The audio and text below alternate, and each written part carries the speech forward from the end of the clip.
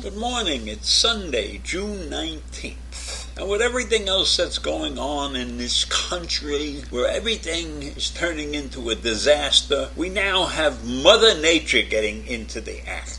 Now here we are in this part of the country, that's the East Coast. We've had relatively little problems with Mother Nature for the past couple of years. But out west they've been suffering from a terrible drought. And as I've said several times, Lake Mead and Lake Powell are just running out of water. And so the situation out there with respect to water is desperate. But now we have a new crisis. This is a crisis of flooding. Yellowstone Park was flooded because of the snow melt and because of rains. And so we have all that water, but it had no place to go. But it managed to destroy many houses out there. Many houses in and around Yellowstone were flooded and actually swept away. This was a historic flooding event. It hasn't been seen around Yellowstone for who knows how long. And here's the sad part of this. Only 3% of the residents have the federal flood insurance. That virtually guarantees huge losses and long waits for repair. I never even knew that there was a federal flood insurance program. And I'm sure most of us on the East Coast don't even think about it, because the only people that I know on the East Coast that are worried about flooding are those people that build homes right on the dunes somewhere. And then I don't even know if they're allowed to get insurance. I remember the last flood that came in and took out a couple of houses on the dunes around Southampton or someplace like that, or East Hampton. But it doesn't happen in Long Island. Long Island is not a floodplain. So you got to feel sorry for these people who live in and around Yellowstone.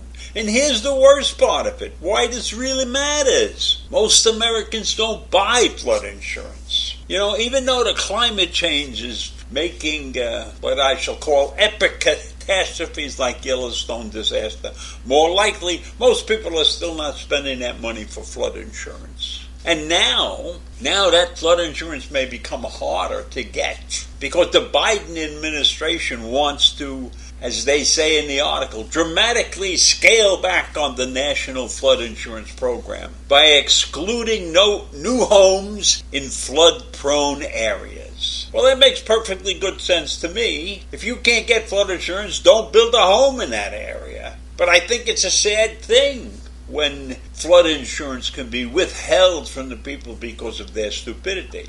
But maybe it's right. Why should the government or the rest of us taxpayers pay for somebody who wants to do something stupid like build on a floodplain, right?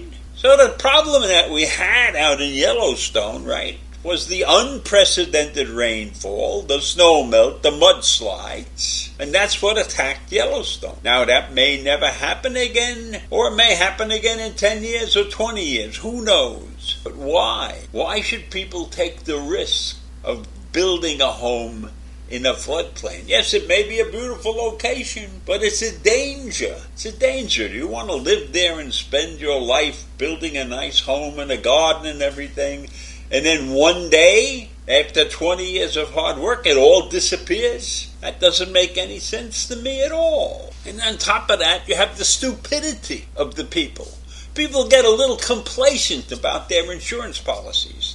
They say, we haven't had an issue for years. Why am I still paying for this? Well, you're paying for it to protect your life's work. If you put a lot of work into that house and it disappears, that's your life's work, and that may be everything you have left that's going to support your retirement. Homes are expensive these days. So when you retire, you could leave your house and get a nice chunk of money. But when that house disappears in the flood, you're not getting a chunk of money anymore. And that's because you didn't want to consider to pay the insurance fees. And I can't say that I blame you. But if you're going to live in a floodplain, you ought to have the insurance. So in this area around Yellowstone Park, there's very few homeowners have insurance. Very few homeowners had the flood insurance. Now, I don't know the last time it flooded in Yellowstone Park. Maybe it was 20 years ago.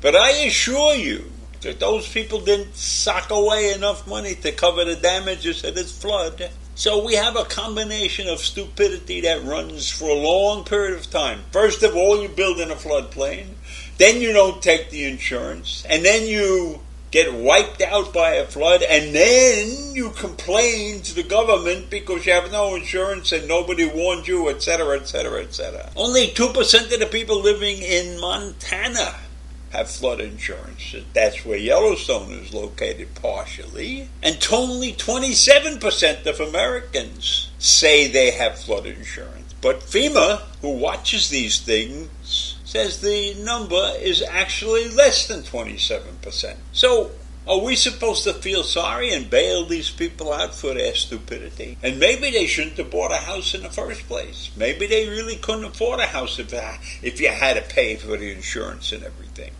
So it's a dicey situation. You won't be right no matter which way you turn. Because you could say, I would have a nice nest egg if I didn't have to pay flood insurance. But when the house disappears, the nest egg disappears too. So you should have had the flood insurance. But who can tell people exactly what they will do or should do?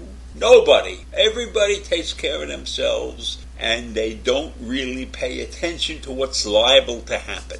And I don't know if this is a reflection on the mental acuity of this country. And it probably is. Probably people have large aspirations and they want to have a certain lifestyle and they go ahead and do it and they recognize the fact, or they attempt to recognize the fact, or they don't really recognize the fact that every lifestyle has a cost and you shouldn't aspire to some of those lifestyles if you're not going to be able to support it, right? So that's where I leave you this morning, with terrible floods and many people homeless. And can you feel sorry for them because they didn't carry insurance? Yes, you could feel sorry for them, but it's partially their own fault for being in that area and not paying the insurance premiums.